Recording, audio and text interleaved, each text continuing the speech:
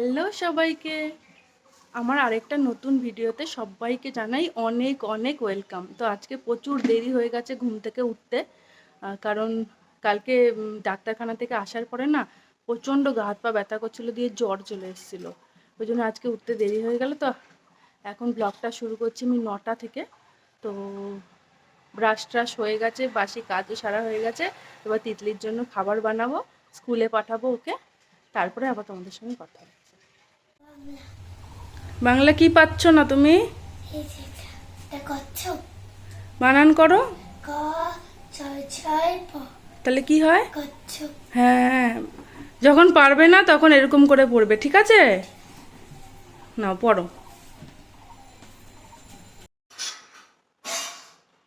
তো এখন তিতলির জন্য কিছু একটা আলু ভাজা করবো, ও ভাত দিয়ে খেয়ে যাবে স্কুলে। তাহলে চলো দেখা হচ্ছে রান্নাঘরে গিয়ে। আবার শরীরটা এখনও ঠিক হয়নি, তবে কাজ তো করতেই হবে, কিছু তো করার নেই। এখনও জ্বরটা রয়েছে, ওষুধ খাচ্ছি, জ্বরটা কমে যাচ্ছে, আবার ওষুধের অ্যাকশন শেষ হলে আবার জ্বরটা আসছে। আলুগুলো কুচিয়ে নিচ্ছি তিতলির জন্য ভাজা করব বলে, ও স্কুলে আলু ভাজার ভাত খেয়ে চলে যাবে, তারপরে আমি অন্য অন্য রান্নাগুলো যা করার করব। ও আবার একটু আলু ভাজা খেতে খুব পছন্দ করে। গলার অবস্থা এখনও একদম ভালো না। মাঝখানে তো একদিন ভিডিও দিতে পারিনি, কারণ শরীরটা খুবই অসুস্থ ছিল। এখনও অসুস্থই রয়েছে, তবে চলার মতন খানিকটা হয়েছে। খুব কষ্ট হচ্ছে, শরীরটা পুরো দুর্বল হয়ে গেছে, আর মাথা যন্ত্রণাও আছে, আর শরীরটা খারাপও একটু একটু আছে, এখনও কমে ওঠেনি। ভিডিও করা ছিল কিন্তু আমি দিতে পারিনি ভিডিওগুলো, এডিট করব তারপরে। তো রান্নাঘরের কর্নারটা না এইভাবে সাজিয়েছি, বলো তো তোমরা কমেন্টে কেমন লাগছে। এখানে মানি প্ল্যান্ট গাছটা দিয়েছি, উপরে আরেক রকমের মানি প্ল্যান্ট গাছ দিয়েছি। আশা করি আমার ভালো লাগছে, তোমাদের কেরম লাগছে জানি না, কমেন্টে প্লিজ জানিও কেমন লাগছে। আর এই কৌটোটা না, চীনামাটির কৌটোটা আমি কিনেছিলাম মেলার থেকে, আমার খুব পছন্দ। আর এই মানি প্ল্যান্টটাও বেশ বড় হয়ে গেছে। তো দেখো, মার বাড়ির থেকে আমি নিয়ে এসেছি এঁচোড়।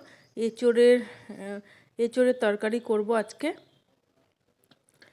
তাই প্রিপারেশন নিচ্ছি। তিতলির বইপত্র সব কিছু গুছিয়ে রেখেছিল ও, আমি ব্যাগটা নিয়ে গিয়ে ওর হাতে দিলাম। আবার হেয়ার ব্যান্ড পড়েছে, আমি বললাম হেয়ার ব্যান্ডটা খুলে রাখ। তোমরা আমার গলাটা একটু কেমন কেমন পাবে, প্লিজ এটাকে ইগনোর করো। তিতলি রেডি হয়ে গেছে স্কুলে যাওয়ার জন্য।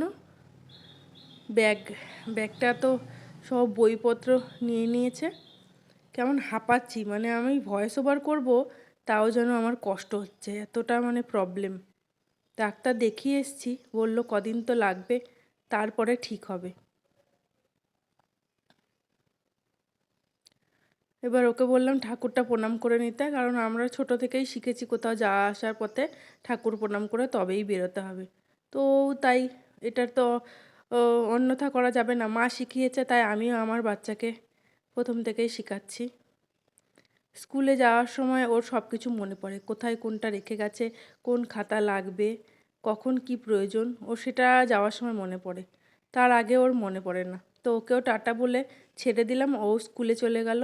এবার আমি চলে আসলাম আবার রান্নাঘরে, এদিকে ভাত চাপিয়ে দিয়েছি, আর এদিকে এঁচোড়টা সেদ্ধ হতে বসিয়ে দিয়েছি। এঁচোড় না তোমরা কেউ ফ্রিজে রাখবে না, আমি এঁচোড় ফ্রিজে রেখে পস্তালাম।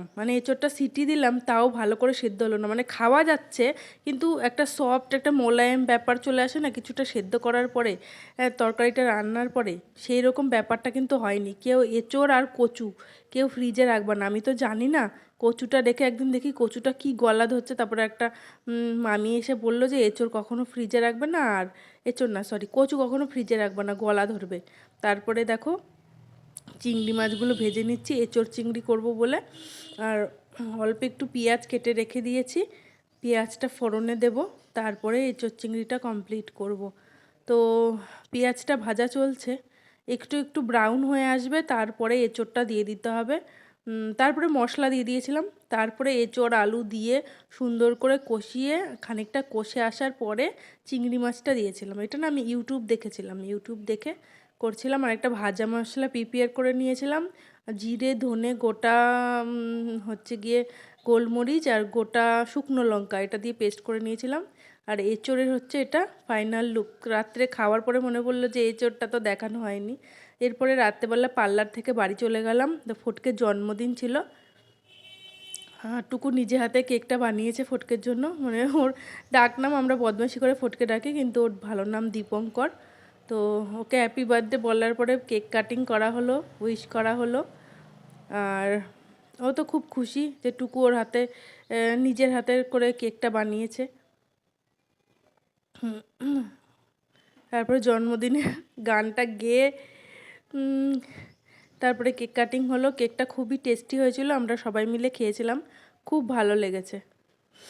তাহলে ভিডিওটা এই পর্যন্তই, দেখা হবে অন্য একটা আবার ভিডিওতে। সবাই ভালো থেকো, সুস্থ থেকো, টাটা।